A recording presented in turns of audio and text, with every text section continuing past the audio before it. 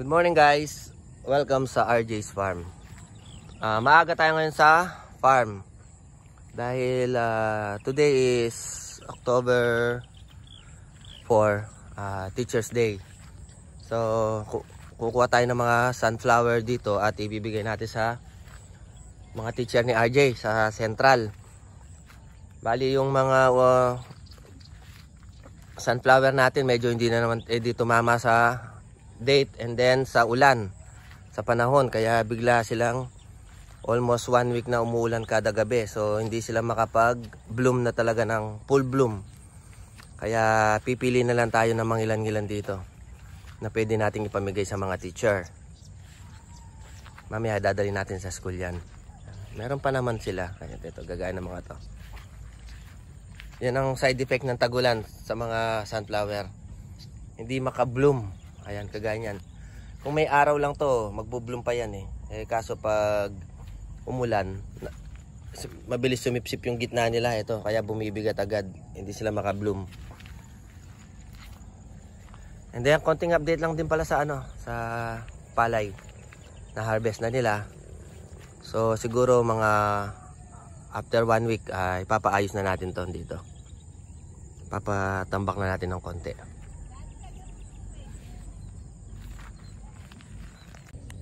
Ay kukuha na tayo ng mga sunflower.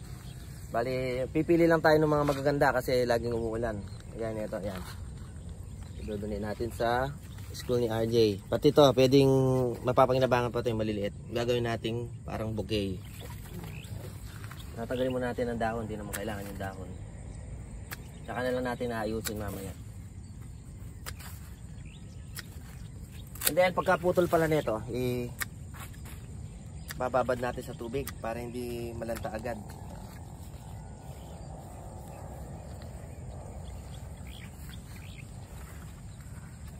So kesa naman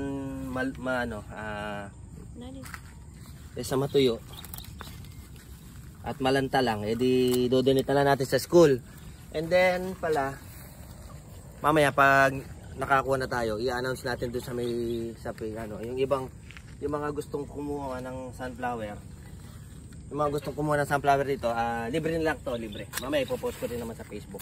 Yan. Ito maganda to.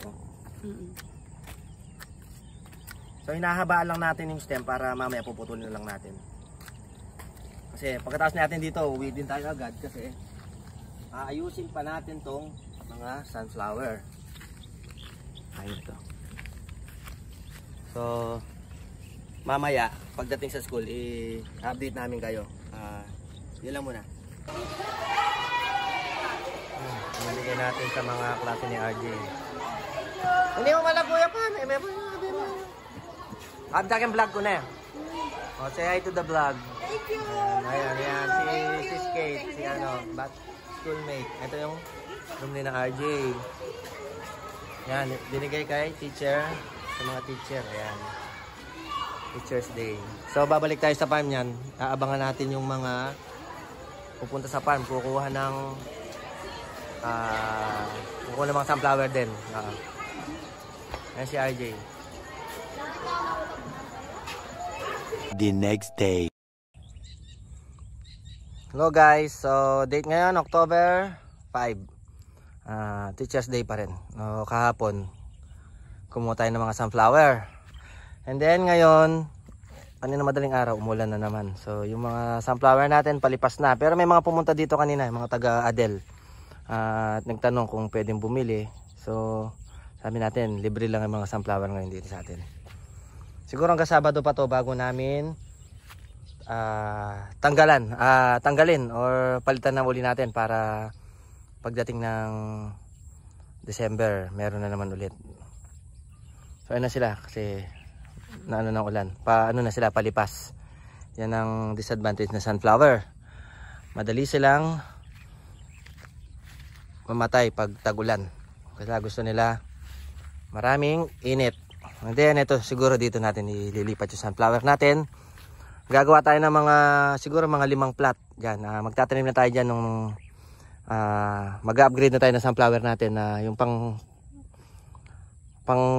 flower shop na yung Vincent Choice na variety. So yun, matatag sa ulan tsaka sa pag na-harvest mo na siya, almost umabot siya ng 1 linggo na buhay. Yan yung balak natin. And then pagkatapos nun, magtatanim pa rin naman tayo ng mga ganito sunflower para sakaling hindi nila afford yung medyo may pricey na sunflower dito, makakapagtanim pa tayo ng marami. So pupunuan natin yan. Hindi na tayo muna magtatanim ng palay dyan. Ang gagawin na lang natin dyan, sunflower farm na, para pag nag-pictorial tayo dyan, puno ng sunflower, tsaka yung background natin yung bundok arayat. So pwede nating para pasyalan, dagdag attraction dito sa farm natin, para hindi lang tayo nakakonsentrate sa mulberry tsaka sa ubas. So meron pa rin tayong sunflower farm. Yan. And then ito pala yung mga Palawan cherry blossom natin. Yan, magaganda na yung mga tubo.